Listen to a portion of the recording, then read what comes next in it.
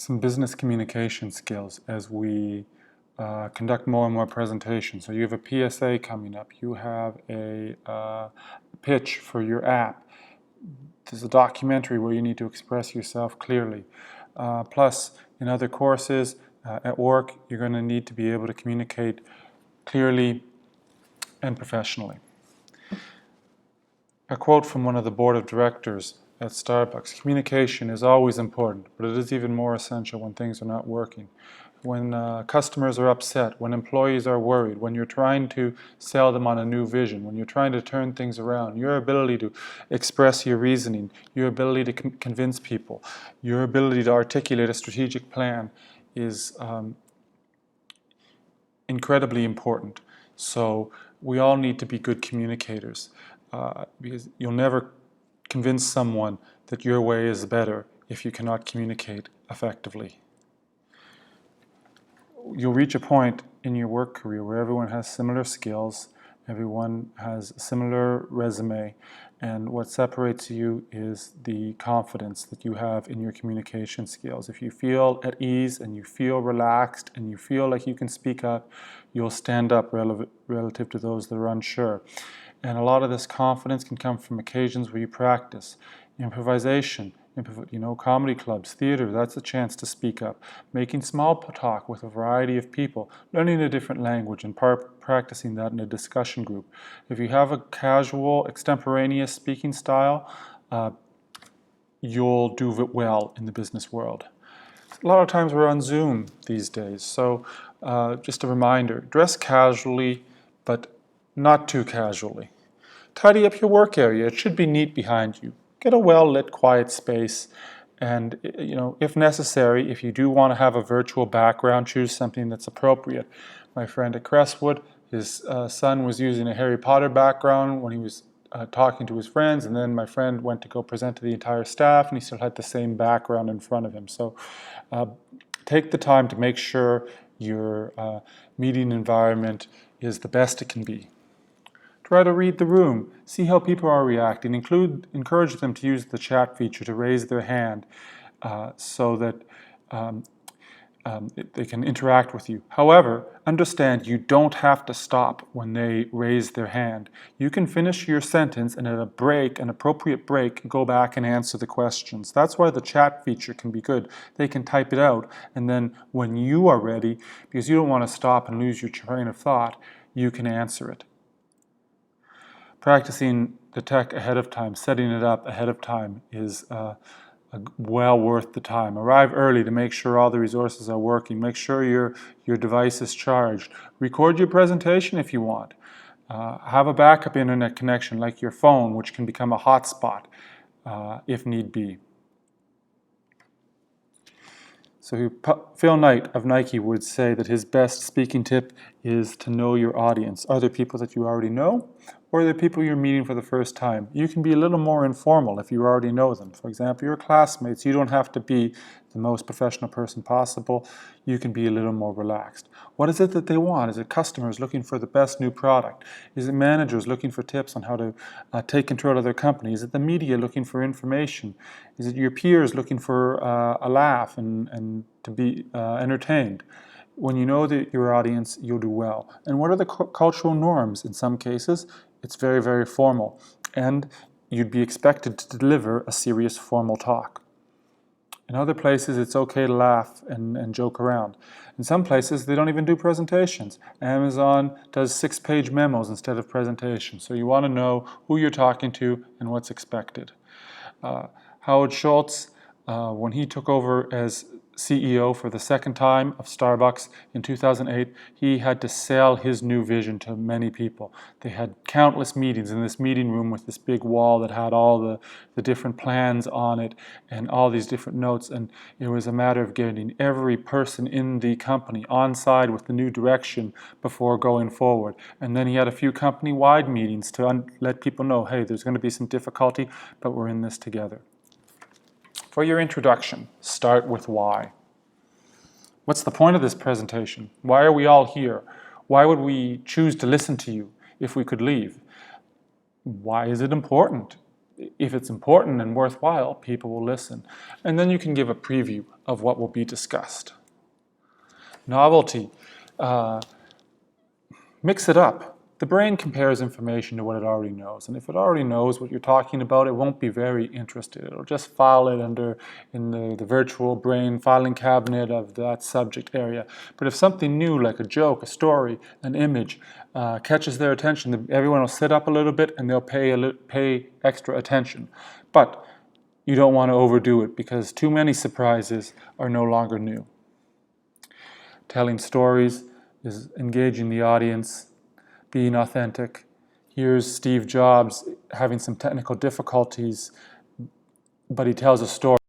We're going to bring some great stuff to market over the years together. So, let's take a look at this market and how big it is. My clicker's not working. Oh, there it is. Maybe it is working. So how big is this market? Well, let's take a look. No. All righty.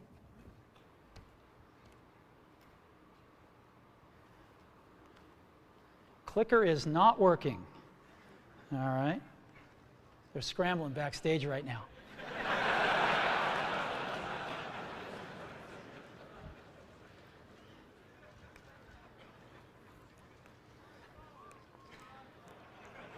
You know, when I was in high school, Steve Wozniak and I, mostly Steve, made this little device called a TV jammer. And it was this little oscillator that would put out frequencies that would screw up the TV. And Woz would have it in his pocket. And we'd go into like a dorm at Berkeley where he was going to school, and a bunch of folks would be watching like Star Trek. And he'd screw up the TV, and somebody'd go up to fix it. And just as they had their foot off the ground, he'd turn it back on. And if they put their foot back on the ground, he'd screw up the TV again. And within 5 minutes, he'd have somebody like this for the rest of the Star Trek episode. Okay, so maybe it's working now. Maybe they're going to have to click them for me. To keep everyone engaged and moving forward. Keep it simple. Your key sentences shouldn't be run-on paragraphs. They should not be too long. Think of it as you're writing a slogan, or you're writing a tweet, or you're writing a headline, something short that people can process. iPhone reinvents the phone. That's totally clear, it's catchy, it's memorable. No need to describe how an iPhone works. Just say, hey, iPhone, Apple reinvents the phone. Mike Krzyzewski, the basketball coach at Duke. I have a rule on my team. When we talk to one another, we look each other right in the eye, because I think it's tough to lie to someone. You give respect to someone. So look up. You're building that connection. You're building that trust. Even in the meeting, look at the camera. Don't just put your avatar on and leave the room, or go to the back of the room. You want to be engaged, because that's making the best impression. At work, this is a very, very key skill, and not everyone has that. Segueing into presentation tips, which are mostly reminders for you because you've done so many presentations.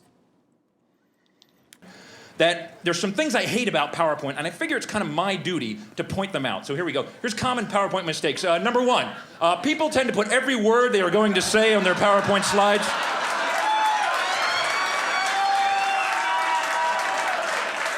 Although this eliminates the need to memorize your talk, ultimately this makes your slides crowded, wordy, and boring.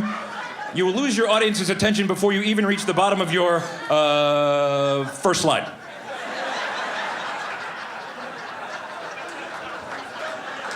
Please don't do that anymore, please.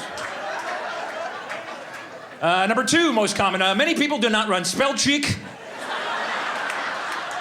Big mistake.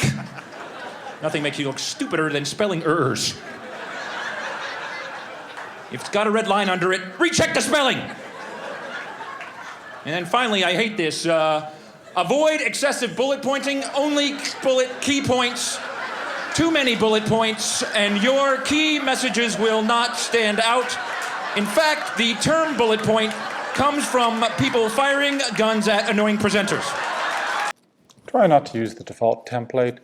As teachers, we see so many, people see so many, you recognize what the default Google slide templates are, and something that's different can stand out.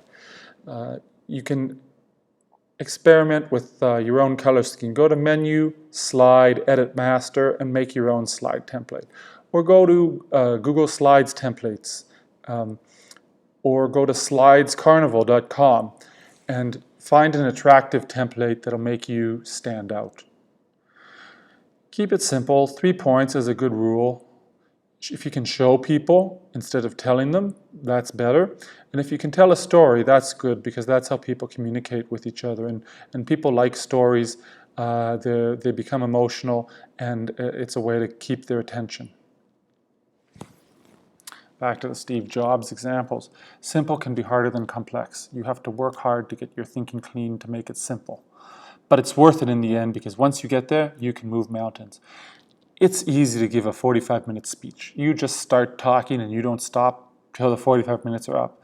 But you probably haven't convinced anyone. You probably haven't won any hearts or minds.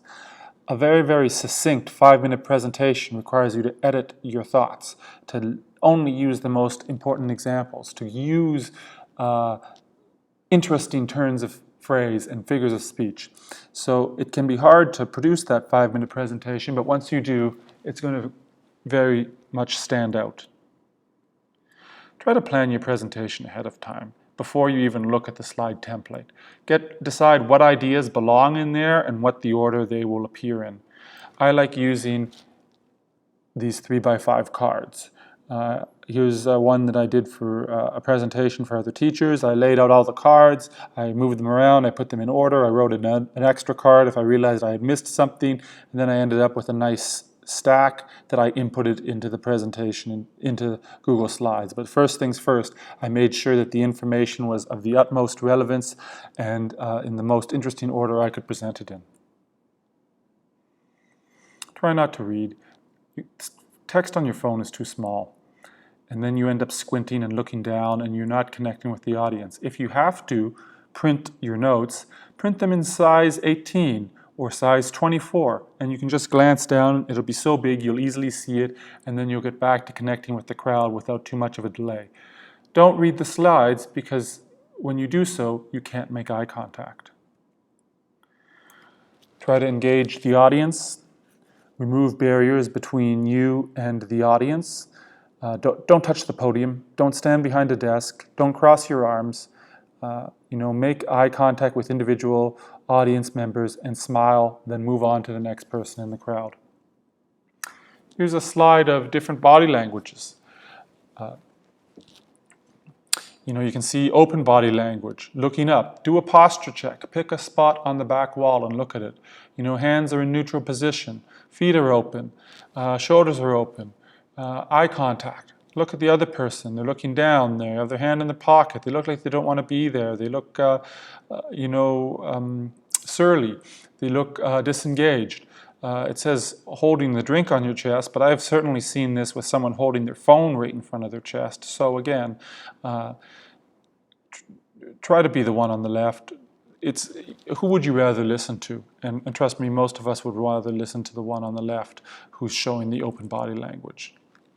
Rehearse, it's great. You can record your presentation on a phone. You can ask a friend to listen to it. You can do it by FaceTime. There's no reason with all this technology that you don't get a good rehearsal and work out the bugs in your presentation. Lastly, after the presentation, think about what went well and what could go better, what needs improvement. Keep a journal, keep a Google Doc, something where you can make comments about your performance, because every presentation is a chance for you to get better. And I've included a short video that adds on with some extra presentation tips. Around the world every day, thousands if not millions of people give presentations. Some are great and have a powerful impact on their audiences. Others, well, let's just say they're works in progress. This is Powerful Presentations, simply stated. Meet Jim, an aspiring professional trying to make it in the world. Jim used to give presentations like just about everyone else he knew. PowerPoint was his tool of choice. He'd use it like an outline, with a header followed by bullet after bullet, and sometimes even sub-bullets. When he wanted to be fancy, he'd add what usually turned out to be an ineffective chart, or sometimes a table. And when Jim wanted to really spice things up, he'd add, yep, clip art. Unfortunately, Jim's approach would often confuse and bore people. This was a problem because he had important things to say, and because it was dimming his prospects for success. Fortunately, Jim learned a better way and didn't stay in the dark for long. Perhaps most importantly, he now focuses on the story he wants to tell. In doing so, he tries to follow a simple structure, with a clear beginning, middle, and end that links together his various points and builds to his conclusion. When formulating his story, Jim uses a simple pad of paper or sticky notes. Staying low-tech at this stage helps him think more creatively and stay outside the box. He then considers what will best help him tell his story.